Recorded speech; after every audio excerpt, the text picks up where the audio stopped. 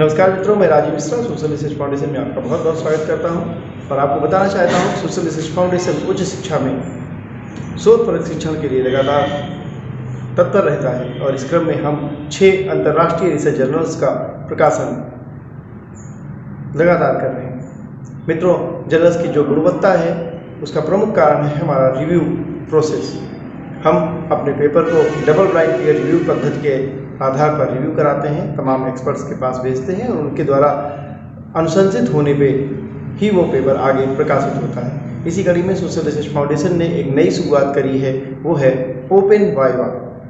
इस क्रम में हम जूम मीटिंग के तहत एक्सपर्ट और लेखक को आमने सामने रखकर एक साक्षात्कार कराते हैं, जिसमें दोनों एक दूसरे से अनभिज्ञ होते हैं, खाली उनके पेपर एक दूसरे के पास होते हैं और वे अपने पेपर पर एक डिस्कशन करते हैं एक्सपर्ट से और एक्सपर्ट उस पेपर पर साक्षात्कार पद्धति से डिस्कशन करने के बाद पूरी तरह जब संतुष्ट हो जाता है तब वह पेपर हम अपने जर्नल में प्रकाशन के लिए भेजते हैं। तो आइए हम अपनी तरह का पहला अभिनव प्रयोग करते हैं रिव्यू प्रोसेस के लिए ओपन वाइवा के रूप में।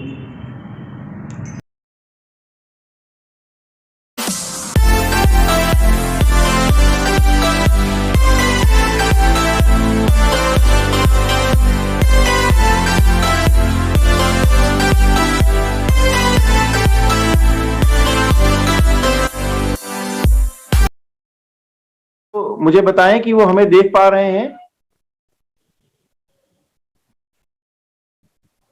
ऐमन मैम? यस सर, मैं कॉल कर रही हूँ। हाँ, बात करिए।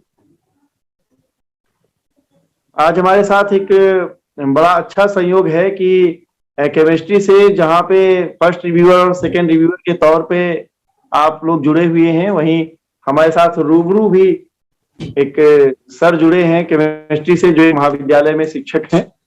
और तो इस तरीके से एक पेपर को हम लोग 4 लोग रिव्यू करेंगे। बस वो रिव्यूअर सर हमसे जुड़ जाएं। और एज ऑर्गेनाइजेशन में आप लोग को बताना चाहता हूं कि जो हमारी रिव्यू पद्धति है वो लोगों में काफी अच्छा महसूस कर रहे हैं।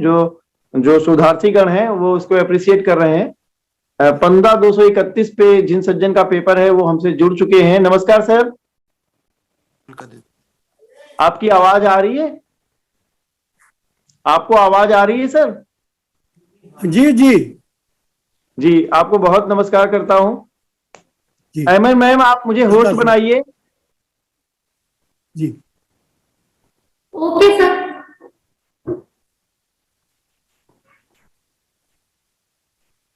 देखो सत्यम का क्वादर okay sir, now you can share the papers. जी जी सर, मैं आपका पेपर सामने स्क्रीन पे लेके आ रहा हूं और आप मुझे बहुत सीनियर दिखाई दे रहे हैं। मैं आपको सादर नमस्कार करता हूं। नमस्कार आप अपने सर। पेपर के बारे में जो आपका पेपर है वो हमारे रिव्यूअर्स को बताइए, ताकि वो उस पेपर को, मैं समझता हूँ ये आपके किसी स्टूडेंट का पेपर होगा। जी जी जी जी जी जी, मुझे ऐसा ही महसूस हो रहा था। जी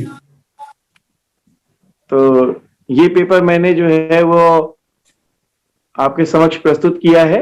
इसके बारे में आप हमारे रिव्यू मेरे पास भी आया था, कुछ उसमें सुधार करके मैं भेज दिया हूँ। जी जी जी जी, अब ये पेपर सर वहां पे प्रूफ रीडिंग के लिए आपने सुधारा था और ये पेपर अब हमारे रिव्यूअर्स के समक्ष आया है, ताकि हमारे रिव्यूअर्स इस पेपर को देख सकें और अब कोई न कोई सजेशंस आपको दे सकें या इस पेपर को ऐसे स्वीकार।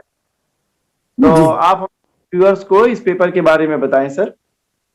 जी, इस पेपर में यही है कि सॉल्वेंट इफेक्ट है एन प्रोपेनॉल का मिथाइल ब्यूटाइरेट पर।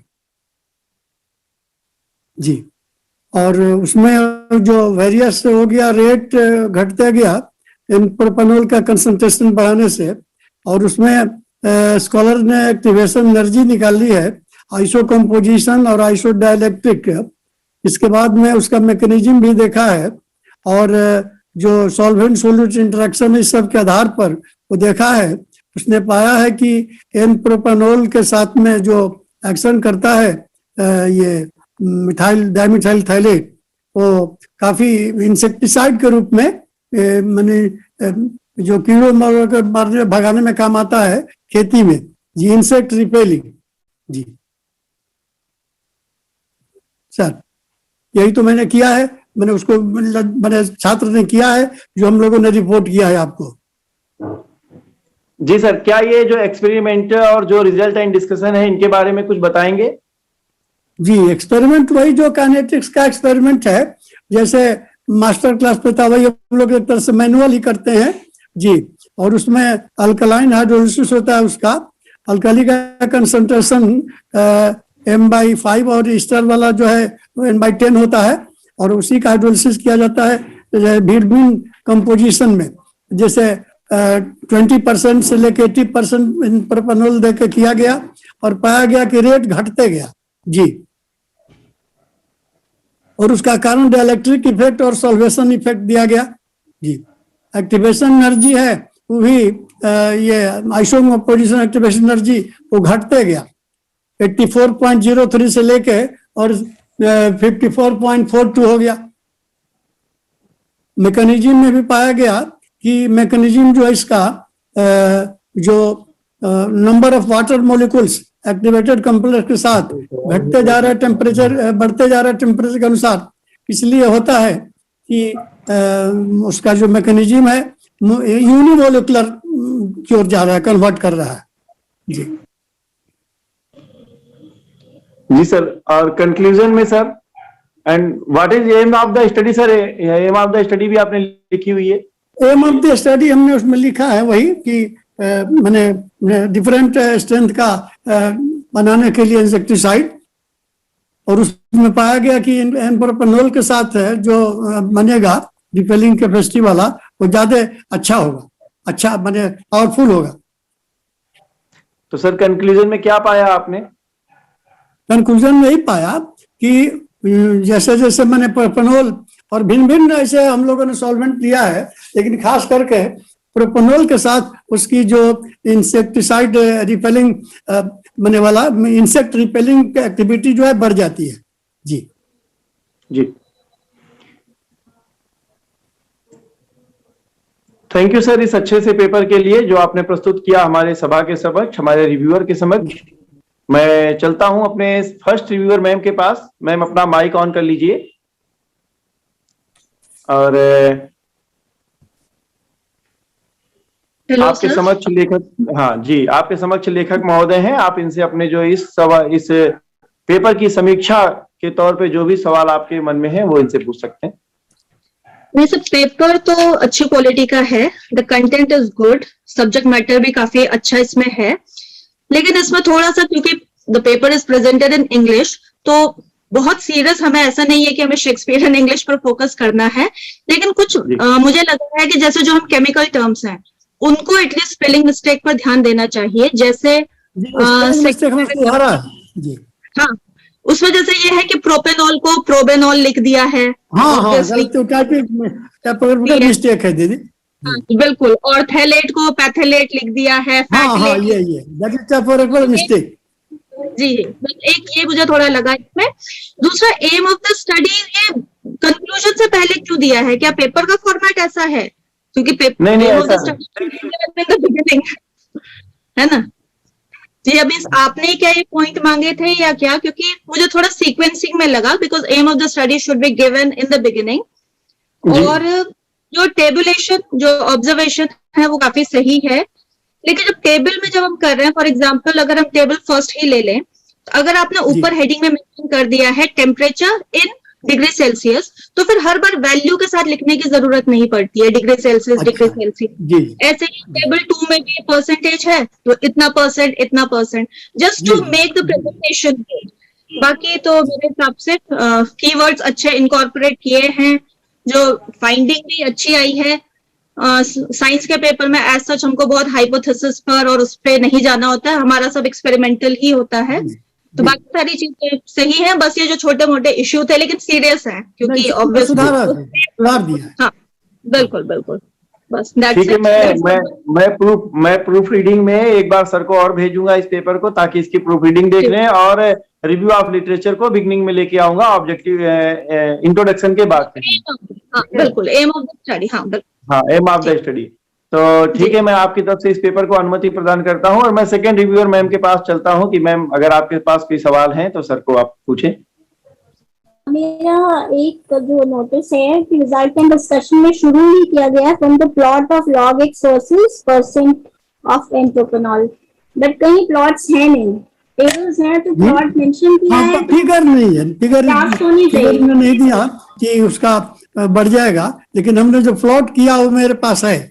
हाँ तो वो आप इनकॉर्पोरेट करिए या वो लिखिए मत, मतलब वो कोऑर्डिनेट नहीं हो रहा है ना, मैं ढूंढ रही हूँ कि कहाँ प्लॉट है, तो वो ऐड करा दीजिए। हाँ, कई जगह है प्लॉट नहीं आया, प्लॉट हमने किया क्योंकि वॉल्यूम बढ़ जाएगा इसलिए प्लॉट को दिया नहीं, लेकिन प्लॉट मैंने नहीं पाया। ग्राफ जरूरी होता है ऑलमोस्ट, आप कुछ भी कहें काइनेटिक्स के बारे में स्टडी कर रहे हैं तो ग्राफ होना चाहिए मेरे हिसाब से।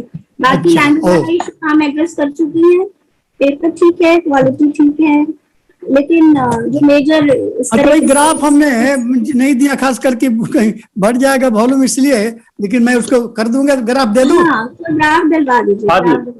ठीक ठीक सर, आप पेपर की चिंता, आप पेजेस की चिंता ना करें, आप ग्राफ दे दें, वैसे भी ये पेपर बहुत लंबा नहीं है, इसलिए ग्राफ 2 पेजेस छप जाएंगे ना, एक ही पेज पे छप जाएंगे, रिड्यूस करके छप जाएंगे, उससे कोई बहुत बड़ा फर्क नहीं, इसमें कोई दिक्कत नहीं, हमें भी इसको पेपर को आगे छापने में और कुछ ग्राफ बढ़ाने में कोई दिक्कत नहीं है, क्योंकि पेपर कोई इतना बड़ा पेपर नहीं है। थैंक यू सर, मैं उसको जो भेज देता हूँ, भेज दूंगा जी। तो मोटा मोटी मैं ये देख रहा हूँ कि हमारे दोनों रिव्यूअर्स और हमारे बगल में जो साहब बैठे हैं, आपने भी इस पेपर को अप्रूव किया है, तो मैं इस पेपर को फिर आगे प्रकाशन की अनुमति चाहता हूँ अपने रिव्यूअर्स से। ठीक है ना मैम? जी।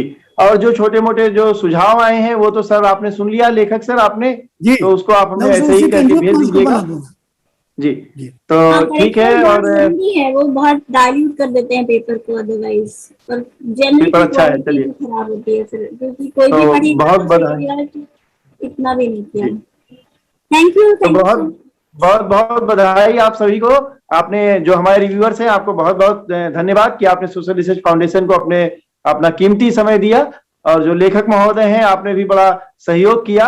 अच्छे रिसर्चर्स ऐसे ही निकलेंगे जब हम जो लोग हैं, जो जिम्मेदार लोग हैं, वो अपने अंडर गाइडेंस में किसी रिसर्च पेपर को आगे लेके जाते हैं, क्योंकि सोशल रिसर्च फाउंडेशन का खाली एक ही मानना है कि हम रिसर्च पेपर छापे ना, बल्कि एक अच्छी सी रिसर्च, अच्छे से शोध को विश्व पटल पे रखें, ताकि हमारे ऑर्गेनाइजेशन में जो चीजें प्रकाशित हों वो सरकार को भी और विश्व को भी एक दिशा निर्देश दें। और ये जो रिव्यू पद्धति चल रही है, ये भी यूट्यूब में हमारे शामिल रहेगी, हमारे यूट्यूब चैनल पे लगातार देखी जा सकती है, ताकि तमाम जो रिव्यूअर्स हैं, जो तमाम शोधार्थीगण हैं, वो इस रिव्यू पद्धति को देख के अपने पेपर को आगे अच्छा बनाने के लिए उनको कुछ आइडियाज मिलेगा, कुछ उनको जो है संबल मिलेगा। तो इन्हीं शब्दों के साथ मैं फिर से आपसे विदा चाहता हूं और मिलता हूं अगले रिव्यू की किसी ऐसी ही मीटिंग में। आपको बहुत बहुत धन्यवाद, नमस्कार। Thank you sir. Thank you sir.